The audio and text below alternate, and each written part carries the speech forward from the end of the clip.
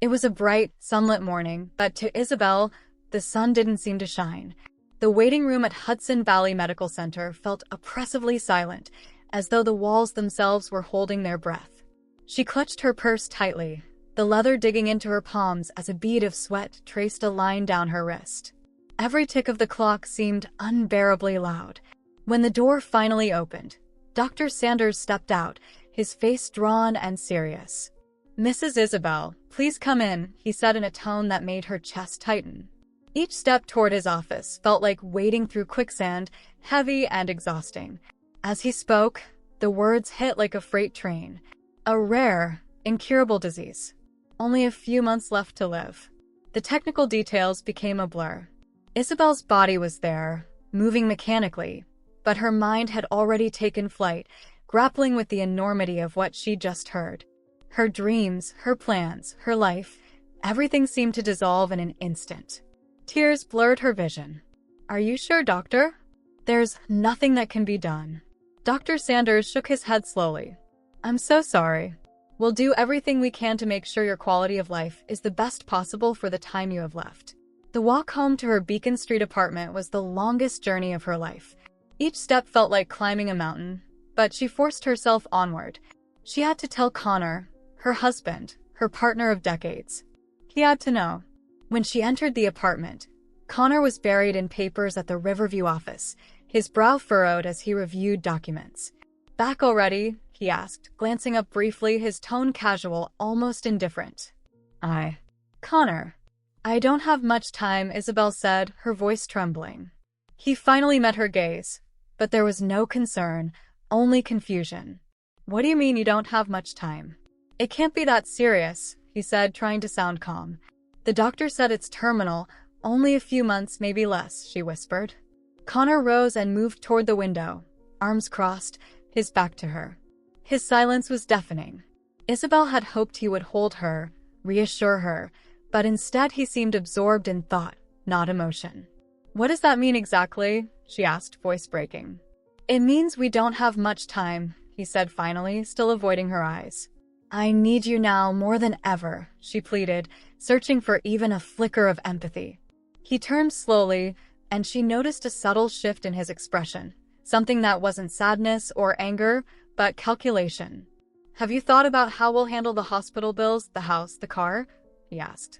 Isabel froze. "What are you saying?" "I'm talking about the future," he said defensively. "My life, Connor." "I'm dying," she snapped. "I just want to make sure everything is in order," he replied calmly. "We can't let emotions take over. Everyone dies someday, some sooner, some later. That's life." She stared at him, incredulous. The man she loved, the one who should have been her refuge, seemed more concerned with numbers than with her survival. Connor stepped closer, softening his voice. "I just want you to be secure. That's all." But Isabel felt a cold knot of mistrust tighten in her chest. Something was off, the tone, the way he avoided her eyes. She didn't argue. She simply nodded and climbed the stairs, each step heavier than the last. In her bedroom, she finally allowed herself to weep, not for the disease, but for the lonely battle she suddenly faced. She didn't yet realize this was only the first tremor of the storm that would soon crash through her life. That night, as Connor scrolled through his phone on the edge of the bed, she watched him, noting a smile she hadn't seen in years. But it wasn't for her. Lately, his behavior had unsettled her. Whispered calls, sudden meetings, a growing distance. That night, she resolved to find out the truth. When he finally fell asleep, leaving his phone carelessly on the nightstand, Isabel seized the opportunity. Her pulse raced as she opened his messages. The name Allison appeared again and again. "You're amazing, my love. I can't wait for us to be together without hiding anything." Her hands trembled, fury and heartbreak colliding so violently she could barely breathe. Connor had another woman. That explained the chill in his touch, the coldness in his gaze. The next day, Isabel followed him discreetly to Riverview Cafe. From her car, she saw a young woman in a form-fitting dress and heels approach him. They embraced with an intimacy that punched straight through her chest, but Isabel remained composed. This wasn't the moment for confrontation. It was time to gather evidence. Later that week, Isabel mustered the courage to search Connor's Riverview office while he was out. She needed proof of his betrayal. Her hands shook as she rifled through drawers and documents, her heart hammering. A property transfer contract caught her eye, signed by both Connor and Allison. Each clause revealed a sinister plan. He intended to shift ownership of their home and joint accounts to Allison's name. The contract was dated weeks after Isabel's diagnosis. She found a loose sheet of handwritten notes, unmistakably his. "The house needs to be ready when Isabel is gone. We can renovate her room." Her blood boiled. He was planning everything for Allison to occupy the home she had dreamed of sharing with Connor, the home where she had envisioned growing old. Clutching the documents, she left the office in pieces, but also with a spark of determination. If Connor thought she would quietly vanish, he was sorely mistaken. On a cold, gray morning, the phone rang. Wrapped in a blanket on the couch, Isabel nearly ignored it. She had been avoiding calls, feeling trapped by a fate that seemed sealed. But the persistent ringing pulled her from her stupor. "Hello," she murmured, her voice hollow. "Mrs. Isabel," said a calm but urgent voice. "This is Dr. Sanders, the hospital director. I'm calling about your recent diagnosis." Her heart lurched as she gripped the phone tighter. "I'm so sorry, there was a lab error. Your tests were switched with another patient's. You do not have the disease. In fact, your results show you are completely healthy. We apologize and would like you to come in to clarify everything." For a moment, Isabel was stunned. "You're saying it was a mistake?" "Yes, ma'am. We sincerely apologize. We can schedule a consultation to go over everything." She closed her eyes, fighting a whirlwind of emotions, confusion, anger, disbelief. They had made her believe she was dying. She had nearly surrendered herself, and now it had been a mistake. But then a surge of energy coursed through her. She was alive, truly alive, and a new mission ignited within her. That evening, she dined with Connor, maintaining the delicate facade he expected. He spoke of finances, suggesting she sign documents to simplify matters. For the first time in weeks, Isabel felt no pain at his coldness, only a quiet satisfaction. "You're right, Connor," she said softly, her tone calm but firm. "We should make sure everything is in order. We can review it tomorrow." He looked startled by her apparent submission. "Of course, dear. I don't want to pressure you. It's just for your peace of mind." Isabel smiled faintly, but inside, a storm was brewing. That night, she pored over the documents he had casually mentioned, uncovering hidden accounts, transfers, and even a property under Allison's name. Each discovery added another piece to the puzzle, a blueprint for the reckoning she would orchestrate. The next morning, Isabel reached for the phone with a sense of urgency that made her fingers tremble. She dialed her longtime friend and trusted attorney Taylor, her voice barely hiding the tension. "Taylor, I need your help protecting everything that's mine," she said, trying to keep her tone calm, though every word carried steel beneath the surface. "I can't give you all the details yet, but trust me, Connor is hiding things, and I want to change the rules of the game." Taylor's voice wavered with concern. "Isabel, are you sure about this?" "I've never been more sure," Isabel replied, her voice firm. "I'm not going to be the victim in this story." Over the following days, Isabel perfected her act. She moved slowly through the Beacon Street apartment, pausing often to catch her breath, letting faint groans escape whenever Connor was near. Each step seemed to her like a carefully choreographed piece of theater, every gesture a calculated signal of weakness. But behind the fragile mask, her mind was razor-sharp. She memorized patterns, noted behaviors, and listened to every word Connor spoke. She overheard him on the phone with Allison more than once, their conversation laced with coded phrases that made her pulse quicken. One afternoon, as she crouched just beyond the half-closed door of the Riverview office, she heard him murmur, "Don't worry, my love. Soon everything will be ours. Just a little more patience." Isabel clenched her fists behind her back, biting her lip to keep from shouting. "You have no idea what's coming, Connor," she whispered silently. Each passing day confirmed what her intuition had long suspected. Connor and Allison were entangled in a sinister game, but Isabel realized that the true player had been hiding in plain sight all along. That evening, wrapped in a soft blanket on the couch, Isabel made herself look pale, frail, almost fragile. Connor entered the living room, impatient, a folder of papers clutched in his hand. "Isabel, sweetheart, we need to talk about a few important things," he said, easing onto the sofa beside her.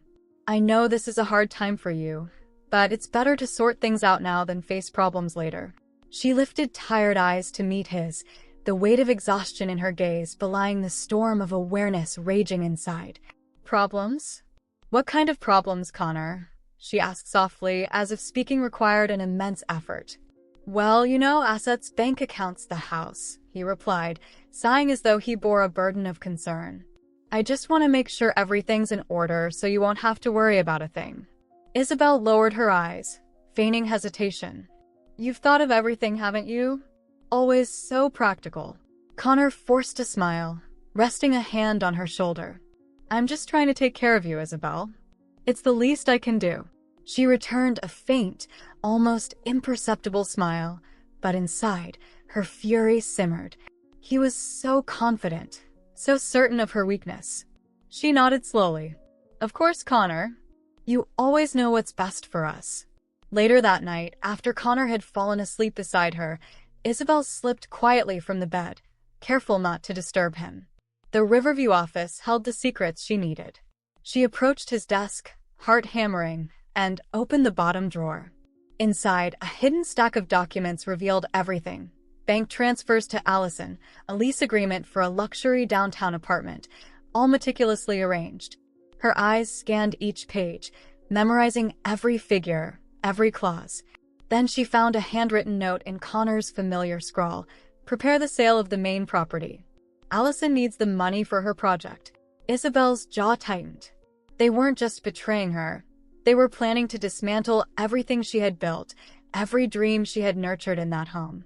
Suddenly, footsteps echoed in the hallway. She froze, returning the papers and extinguishing the light. The office door creaked open, and Connor appeared, rubbing his eyes. "What are you doing here, Isabel?" "It's 3 a.m, he said, startled. She turned slowly, feigning confusion. "I couldn't sleep. I thought maybe a cup of tea would help," she murmured, leaning slightly against the desk as if she might collapse. Connor studied her for a moment, then sighed, resignation in his shoulders. "You should be resting. Come on, I'll take you back to bed." "Thank you, Connor," she whispered, letting him guide her away. The next morning, Isabel began planting subtle seeds of doubt between him and Allison. Over breakfast in the sunlit kitchen, she said casually, "Connor, I had the strangest dream last night. I dreamed this house wasn't ours anymore, that someone had taken everything from us." Connor froze briefly, then lifted his eyes from the newspaper, forcing a calm expression. "You're worrying too much, Isabel. There's no reason to think about things like that." "Maybe," she replied softly, her lips curving into a faint, enigmatic smile. "But sometimes dreams say more than we think." Days later, Isabel stood in the living room, holding a stack of documents, her posture serene but her eyes blazing with quiet determination. Outside, the hum of Connor's car engine announced his return. Her pulse quickened. This was the moment she had been waiting for. He entered, phone in hand, distracted, probably messaging Allison. "I'm home," he called casually, not looking up. "Connor," Isabel said firmly. Something in her tone made him halt mid-step. He turned slowly, frowning. "What is it? You sound different." "I found everything," she said, her voice calm but icy. For a split second, his face drained of color. Then he tried to recover. "What are you talking about, Isabel?" "You're imagining things again." "Imagining?" She shot back, stepping closer. "Did I imagine the bank transfers to Allison? The plans to sell this house? Or perhaps the contracts you signed behind my back?" Connor's composure faltered. I can explain." "Oh, really?" Isabel interrupted, her voice rising. "Then explain how you plan to bring your mistress to live here, in the home I helped build, while pretending to be the devoted husband." Before he could answer, the doorbell rang. He stiffened, and Isabel's lips curved into a cold, triumphant smile. "What a coincidence," she said. "That must be the person you're expecting." She walked to the door and opened it, revealing Allison, clearly startled. Allison hesitated in the doorway, casting anxious glances at Connor. Come in, Allison, Isabel said, her tone polite but cutting. You're practically part of this house already. Why not join us to clear up a few things? Allison stepped inside slowly, eyes flicking nervously toward Connor, who stood frozen, powerless. Isabel closed the door and positioned herself between them, her gaze unwavering. So, she began, holding the documents aloft. Why don't you two explain exactly how you planned all this? When did it start? Before or after my false diagnosis? Allison tried to remain composed. I don't know what you're talking about. This must be some big misunderstanding. Misunderstanding? Isabel's voice rang sharp and cold. Then maybe you can explain why Connor was transferring money to your account, or how you two were planning to move into this house the moment I was gone. Please, Allison, tell me how I got it all wrong. Connor finally spoke, his voice shaky, betraying a flicker of guilt. Isabel, I know how it looks, but you have to understand. I just wanted to make sure things were okay. It was a moment of weakness. I never meant for you to find out like this. How noble of you, Isabel replied, her words dripping with venom. Making sure everything was okay? For whom? For you? For her? While I was here, believing I was dying, you two were celebrating my supposed departure. Allison finally snapped, her voice sharp and defensive. Fine, Isabel. Yes, Connor and I are together. And you know what? You should accept it. You don't have much time left anyway. Connor deserves someone who's really here for him. A heavy, suffocating silence fell over the room. Then Isabel laughed, a sharp, icy sound that made both of them flinch.